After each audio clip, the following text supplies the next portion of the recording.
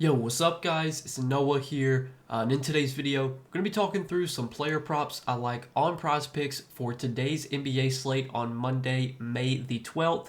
We got two games on Monday night. We got Game 4 of Knicks and Celtics, and we got Game 4 of Warriors and Timberwolves. So a two-game slate, got two early player props that I do like for today that we're going to talk about and break down in this video. We will give out a prop from each game, so we'll talk through those and share why I like them. Now, before we do get started, guys, make sure that you hit that like button down below if you enjoy these Prizepicks videos. Make sure to hit that subscribe button as well. And if you guys are new to the channel and if you don't have an account over on Prizepicks, you can sign up for Prizepicks. Use promo code NOAH.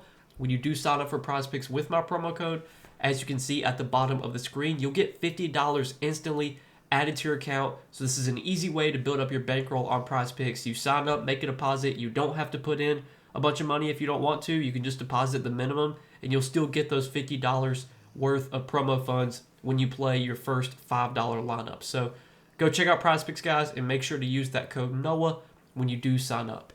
And I do also want to give a quick shout out to Sleeper because we do have a partnership with Sleeper as well. You guys can go sign up for Sleeper. Use promo code NOAH over there and you'll get your first deposit matched up to $100. Whatever you put in, Sleeper will match that up to $100. And if you don't know what Sleeper is, they're a DFS pick'em app that you can download their app on the App Store or on the Google Play Store if you have an iPhone or an Android. They're an app similar to Prizepicks where you're just picking more or less on player projections. You're building out your lineup. You can make a multi-sport lineup so you can mix and match sports. You can win up to 100x your money over on Sleeper. And one of the biggest benefits of playing on Sleeper is that they do a lot of discounts and a lot of promotions throughout the week. They're always discounting player props, giving out payout boosts, doing protected plays. All that stuff's available on Sleeper. And again, if you guys don't have an account over there, use that promo code NOAH when you do sign up for Sleeper. But let's go ahead and talk about, guys, some props I like for Monday today. Two games Monday night. Let's see if we can hit both these plays from Monday. It's kind of been a struggle for us lately. A lot of days lately. We've been giving out two picks pretty much every day because there's just not really a lot of games. And I don't really want to give out a bunch of plays if there's only, one or two games.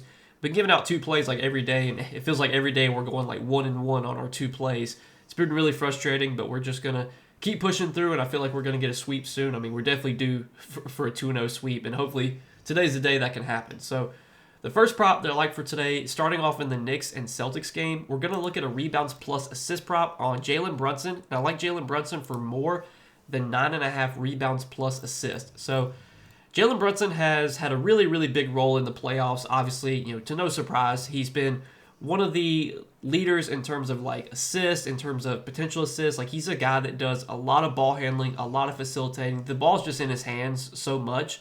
So far in the playoffs, of all the teams that have been in the playoffs, only Cade Cunningham has had more time of possession than Jalen Brunson. So that just shows you that, Brunson just has the ball in his hands so much. And if you look at his rebounds plus assists, game log lately, what he's been doing, for what it's worth, doesn't mean much, but he has gone over this line in 4 of his last 5 games.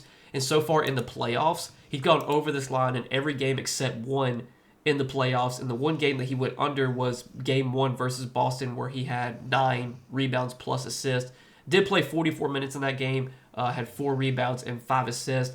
But like, you look at his potential assists. So far in the playoffs, Brunson averaging, in terms of potential assists per game, 12.9 potential assists per game. He's averaging over 7.5 assists per game.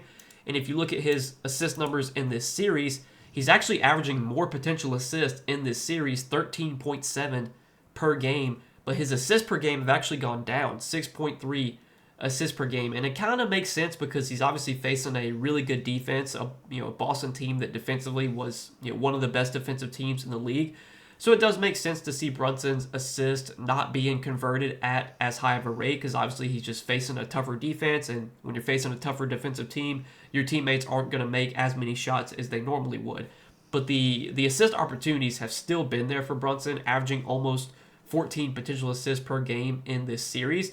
And then if you look at his rebounding numbers, like, he's actually been pretty solid on the glass. Jalen Brunson, obviously not a guy that's really known as much of a rebounder, but so far in the playoffs, he has had at least 2 rebounds in every single game, and he's had 3 games where he had 3 rebounds. He had 3 games with 4 rebounds, and then he had a game with 5 rebounds and a game with 7 rebounds. So he's consistently been giving you like 2 to 4 rebounds per game. Sometimes he can get you more than that. And then the assist numbers have been strong, strong pretty much all postseason.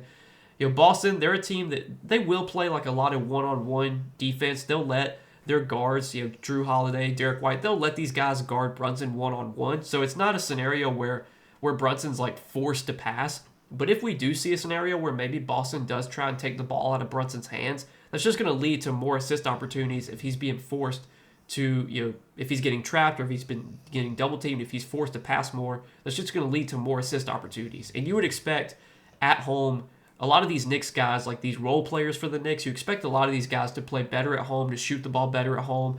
OG, Mikal Bridges, Deuce McBride coming off the bench. I would assume, I haven't looked at the numbers, but I'd assume a lot of these role players, their shooting percentages are better at home than they are on the road, just because you can feed off the home crowd, feed off that energy, and that a lot of these guys do typically play better at home. And if a lot of these guys are making their shots off of Brunson's assist opportunities, that's just going to lead to more assists. So I do like Brunson for 9.5, more than 9.5 rebounds plus assist here.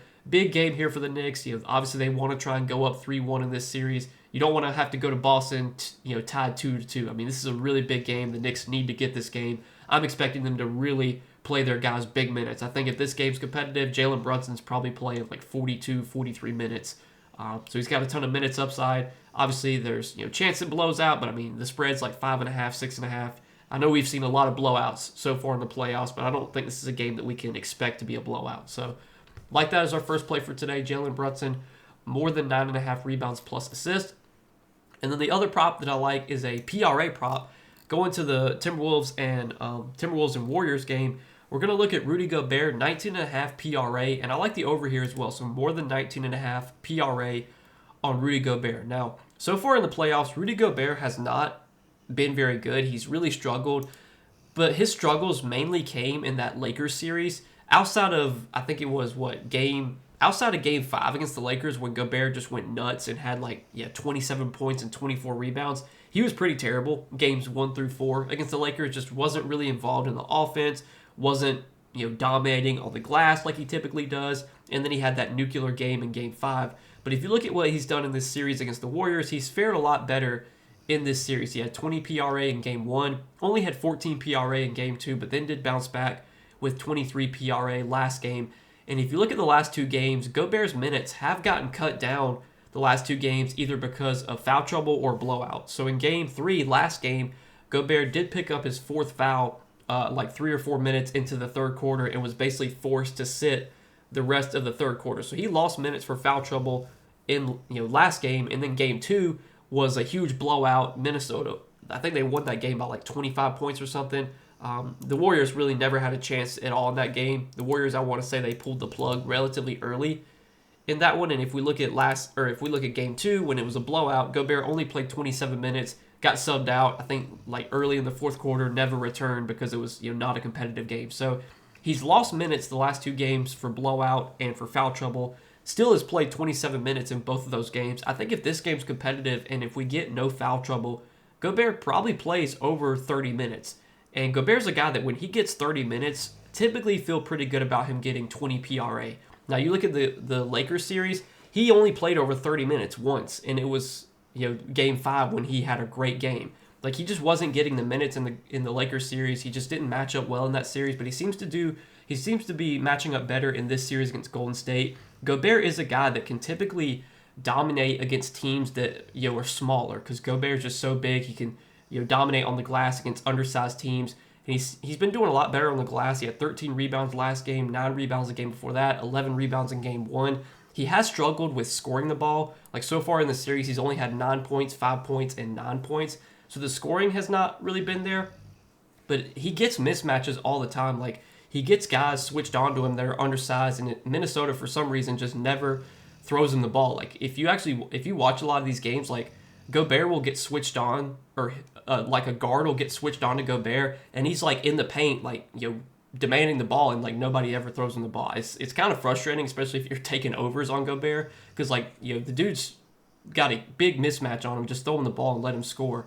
But obviously Gobert, not known as much of a scorer. A lot of his scoring comes from his teammates setting him up on alley-oops and stuff like that. But he can dominate on the glass. He can get putbacks. He can get offensive rebounds. We saw last game the Warriors started Trace Jackson Davis at center. I'll be interested to see if they do that again, if they change up the starting lineup. Obviously, the more minutes that Gobert matches up against Draymond Green, that's not good because Green is such a good defender. But Green is a little bit undersized when it comes to Gobert. But if Gobert is going to see minutes against Trace Jackson-Davis or Quentin Post, I think those are matchups that Gobert can definitely take advantage of. And what I like to see is that the minutes are trending up on Gobert. He played 27 minutes the last 2 games, but lost minutes for blowout and foul trouble in both of those games. I think we see 30-plus minutes from Gobert here, assuming no foul trouble, assuming no blowout. And again, if he plays 30 minutes, I like his chances at 20 PRA. And on DraftKings Sportsbook right now, they actually have their line on Gobert set at 20.5. Now, it's juiced towards the under at 20.5. I think it was minus 125 towards the under at 20.5. But on Prizepicks, we're getting his line at 19.5. So, like the over there. Those are going to be our 2 plays for Monday, guys. Jalen Brunson, more than 9.5 rebounds plus assist. And Rudy Gobert, more than 19.5 PRA. Let's see if we can go 2-0 here on these 2 plays for Monday. Appreciate you guys watching the video, supporting the content as always. Make sure that you hit that like button down below before you do get out of here. Hit that subscribe button as well. And if you guys are new to the channel and if you are new to Prizepicks, if you don't have a Prizepicks account, sign up. Use that promo code NOAH when you guys do sign up for Prizepicks with my promo code and place your first $5 lineup. You're going to get $50 instantly added to your account. So check out Prizepicks if you have not yet and use that code NOAH at sign up. But good luck, guys, as always. Let's win some money tonight, and I'll see you guys in the next video.